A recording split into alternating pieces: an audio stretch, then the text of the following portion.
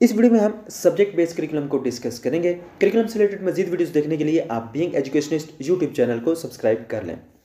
Subject based curriculum सबसे पुराना और सबसे ज़्यादा स्कूल्स और कॉलेजेस में इस्तेमाल होने वाला करिकुलम डिज़ाइन है।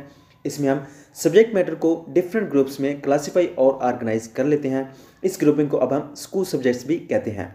इस टाइप के करिकुलम में हम सब्जेक्ट के लिहाज से करिकुलम को ऑर्गेनाइज करते हैं। ये एक ट्रेडिशनल अप्रोच है। इसमें हम सब्जेक्ट वाइज मसलन हिस्ट्री, लैंग्वेज और मैथमेटिक्स वगैरह के लिहाज से करिकुलम को ऑर्गेनाइज करते हैं। डिफरेंट स्टेजेस पर हम डिफरेंट सब्जेक्ट्स को इंट्रोड्यूस करवाते हैं। मसलन इकोनॉमिक्स, साइकोलॉजी और बायोलॉजी जैसे सब्जेक्ट्स को सेकेंडरी लेवल या हायर सेकेंडरी लेवल पर इंट्रोड्यूस करवाते हैं। इस तरह हर सब्जेक्ट का कंटेंट भी हर स्टेज पर मुख्तलिफ रखा जाता है। सब्जेक्ट बेस्ड करिकुलम को ऑर्गेनाइज करते हुए ये अजम्पशंस की जाती हैं। नंबर 1, ये ख्याल किया जाता है कि कल्चर को एक जनरेशन से दूसरे जनरेशन में ट्रांसमिट करते हुए स्कूल एक मेजर रोल प्ले करता है। नंबर 2, चाइल्ड के कॉग्निटिव फंक्शंस एडल्ट के कॉग्निटिव फंक्शंस की तरह ही होते हैं। नंबर 3, ये ख्याल किया जाता है कि मुख्तलिफ डिसिप्लिन या सब्जेक्ट्स नॉलेज की एक्सपेंशन में अपना अपना रोल प्ले करते हैं। नंबर 4, हर सब्जेक्ट का अपना एक ऑर्डर होता है और उसके कंटेंट को उसी सीक्वेंस में प्रेजेंट किया जाता है। नंबर 5, दुनिया में नॉलेज बहुत ज़्यादा है, हम इसे मुख्तलिफ ग्रुप्स में और सब्जेक्ट्स में डिवाइड कर सकते हैं। सब्जेक्ट को हम मुख्तलिफ यूनिट्स में और ब्रांचेस में प्रेजेंट कर सकते हैं। एक्चुअली शुरू में करिकुलम को सब्जेक्ट मैटर के तौर पर ही लिया गया था, हत्ता कि अब भी अक्सर बुक्स और स्कूल्स में इसे सब्जेक्ट मैटर या कोर्स ही समझा जाता है। करिकुलम एज सब्जेक्ट मैटर पर मेरी अलग से वीडियो कॉन्सेप्ट ऑफ करिकुलम के नाम से वीडियो है, उसका लिंक आपको इस वीडियो के डिस्क्रिप्शन में मिल जाएगा। पाकिस्तान में सब्जेक्ट बेस्ड करिकुलम ही ज़्यादा अडॉप्ट किया जाता है क्योंकि ये सर्टन टाइप ऑफ नॉलेज और स्किल्स की मास्टरी के लिए ज़्यादा सूटेबल होता है और पाकिस्तान में सब्जेक्ट की मास्टरी को ही मेजर ऑब्जेक्टिव समझा जाता है।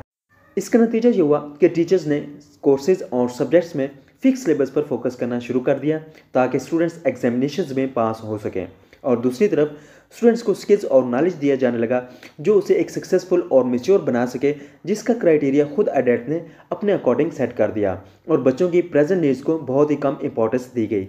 डीवी ने सब्जेक्ट करिकुलम के खिलाफ ऐसे लिखा, we violate the child's nature and render the difficult the best ethical results by introducing the child too abruptly to a number of special studies of reading, writing and geography etc. यानी हम बच्चे की nature को violet करते हैं और बहुत सारी स्पेशल स्टडीज़ को अचानक इंट्रोड्यूस करवा के बेस्ट एथिकल रिजल्ट्स चाहते हैं। सब्जेक्ट सेंटर्ड करिकुलम के डिज़ाइन की लिमिटेशंस को दूर करने के लिए ब्रॉडफील्ड डिज़ाइन को इंट्रोड्यूस करवाया गया। ब्रॉडफील्ड डिज़ाइन ने सब्जेक्ट की इस डिवीजन के मसले को हल करने के लिए दो या दो से ज़्यादा सब्जेक्ट्स को कंबाइन करके एक ब्रॉड या इंटीग्रेटेड फील्ड ऑफ स्टडी को बना दिया। इस तरह सब्जेक्ट की कंबाइन करने से खुसूसन छोटे बच्चों के लिए अलग अलग बुक्स का इशू सॉल्व हो गया और एक इंटीग्रेटेड करिकुलम से स्कूल बैग का लोड भी कम हो गया।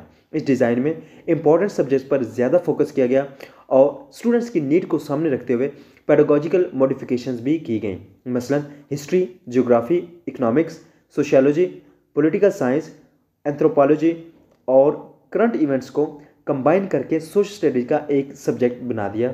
इसी तरह physics, chemistry, biology, geology, astronomy को कंबाइन करके जनरल साइंस का नाम दिया गया। इसी तरह आर्ट्स और लैंग्वेज में रीडिंग, राइटिंग, स्पीकिंग और कंपोजिशन वगैरह को शामिल किया गया। अरिथमेटिक्स, अलजबरा, ट्रिग्नोमेट्री, ज्योमेट्री को मैथमेटिक्स में शामिल कर दिया गया।